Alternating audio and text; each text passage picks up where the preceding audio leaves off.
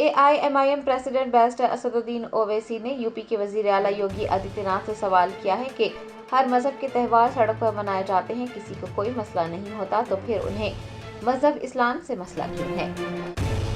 उत्तर प्रदेश के chief minister Yogi Adityanath पर AIMIM के सरबराह बैरिस्टर असदुद्दीन ओवैसी ने तनकीद की, कहा कि इस वक्त RSS की परेड सड़क पर हो रही है। उन्होंने पूछा है कि क्या RSS की परेड हवा में की जा रही है।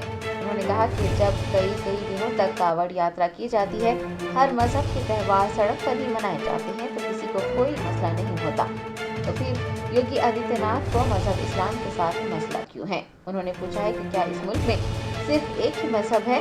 बैरिस्टर ओवैसी ने कहा कि इस मुल्क की खूबसूरती इसका तनावु है और योगी आदित्यनाथ एक नजरिए की बात कर रहे हैं और वो नजरिया RSS का नजरिया है जो कि आइन के खिलाफ है। देखिए, ये जो गवर्नमेंट NDA की गवर्नमेंट जिसको चंद्रबाबू नायडू, नीतीश कुमार, चिराग पासवान और जयंत चौधरी सपोर्ट कर रहे हैं, ये वक्फ बिल अनकॉन्स्टिट्यूशनल है। ये वक्फ बिल आर्टिकल 14, आर्टिकल 25, 26, 29 का ग्रेव वायलेशन है। ये वक्फ बिल नहीं है बल्कि ये वक्फ बर्बाद बिल है ये।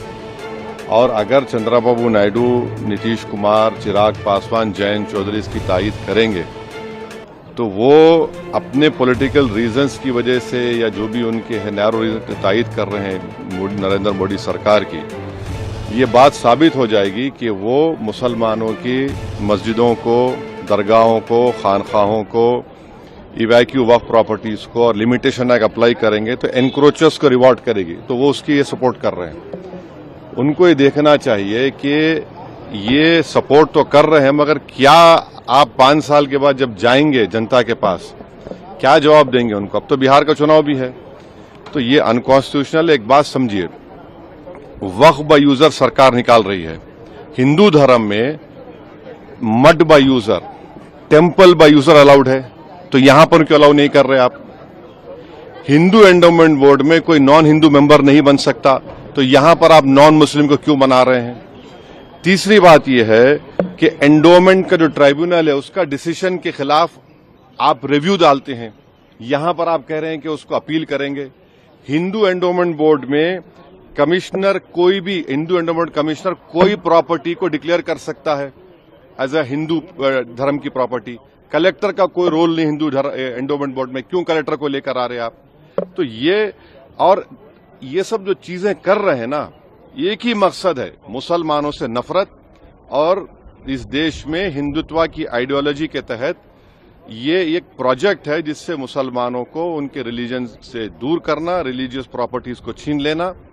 हमारा डिमांड एक ही है कि जो चीजें हिंदू धर्म के लिए, एंडोमेंट बोर्ड के लिए सही है, यहां पर गलत कैसे हो रही है। वो जो सिख गुरुद्वारा प्रबंधक कमेटी में कोई नॉन सिख मेंबर नहीं बन सकता, तो यहां पर कैसा कोई नॉन मुस्लिम बनेगा। ये बात आपको समझने की जरूरत है। आर्टिकल 25, 26, 29, 14 का ग्रेव वायलेशन है।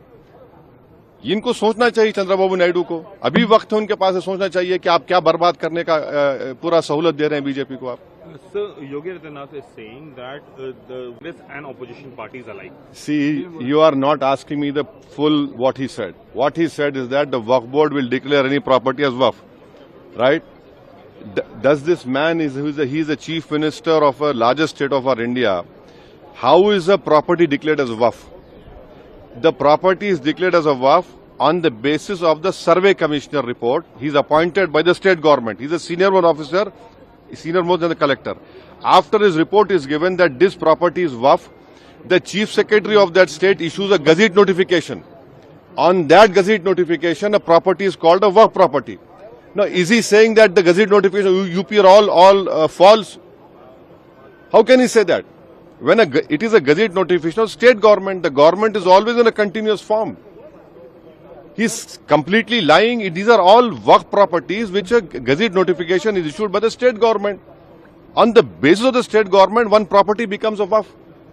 You want to destroy Muslim property, you want to create disputes of masjids and mandirs, you want to create more social disharmony, then do it. It will be your responsibility.